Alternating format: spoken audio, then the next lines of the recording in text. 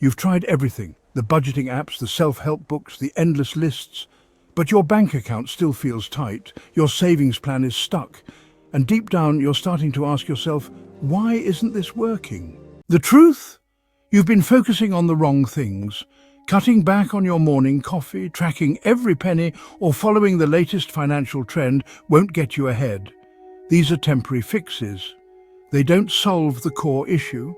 What you need isn't just budgeting or tracking, you need to shift your mindset.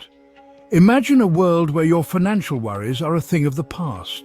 Picture yourself confidently making decisions that lead to a prosperous future. These habits aren't about spending less or following the next trend.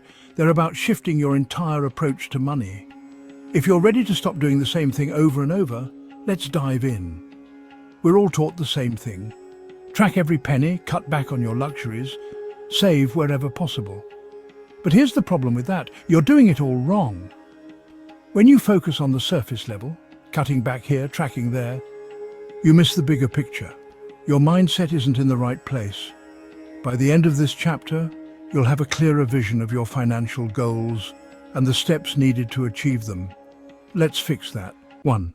Stop tracking, start thinking. You've probably heard it a million times. You need to budget. You need to track your spending, but tracking alone won't change anything. It's time to stop just tracking and start thinking.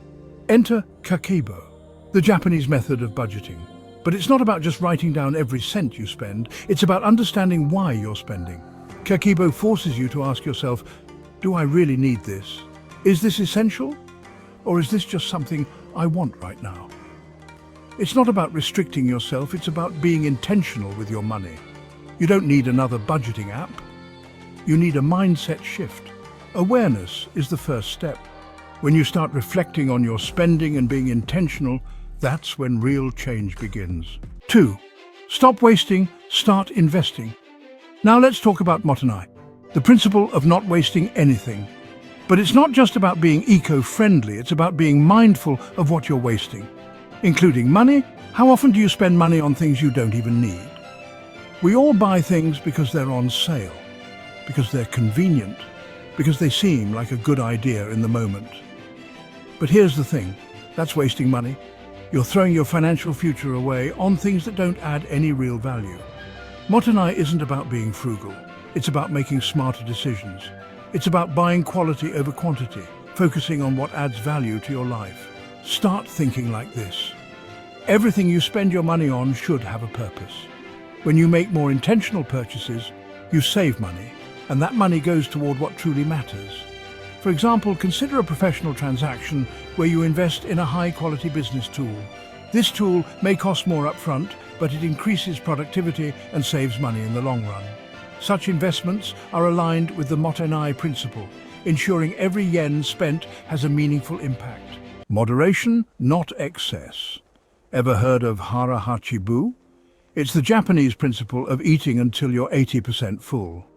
And no, it's not just about food, it's about moderation. Instead of stuffing yourself with things you don't need, start practicing restraint. Restraint in your spending, restraint in your consumption. We're all guilty of wanting more gadgets, more clothes, more stuff. But here's the reality. More doesn't make you happy, and it certainly doesn't make you rich. If you want to master your money mindset, moderation is key. Stop buying things just because they're available. Start buying things that add value to your life and invest in experiences and tools that truly benefit your future. Quality over quantity. In Japan, there's a saying, it's better to have a few good things than many things that break. This applies to money too. The Japanese don't focus on owning more stuff, they focus on quality. And the same should apply to your money. Stop buying things that won't last. Invest in things that will give you long-term value. Whether it's a good pair of shoes or a solid investment, stop wasting money on things that don't last. Invest in things that serve you long-term and watch your financial situation improve. Clear the clutter in your finances. You've decluttered your home, but have you decluttered your finances? It's time to get rid of the subscriptions you don't need, the services that don't serve you, and the bad spending habits you've built up over time. This isn't just about cleaning up your house, It's about decluttering your financial life. Cut the excess. Focus on what really matters. Danshari is all about simplifying, and that's exactly what you need to do with your finances. Clear out the unnecessary expenses and start making room for growth. Your emergency fund, your savings, and your investments. These Japanese habits don't just change the way you think about money, they change the way you live. By practicing these habits, you'll find more clarity, less stress, and more control over your financial future. It's about living intentionally. It's about making every dollar count. So if you're tired of living paycheck to paycheck, it's time to make a shift. Start small. Pick one habit and begin today. You'll be amazed at how much it can change your life.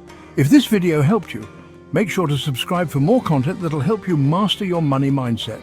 Which habit are you most excited to try? Drop a comment below and let us know.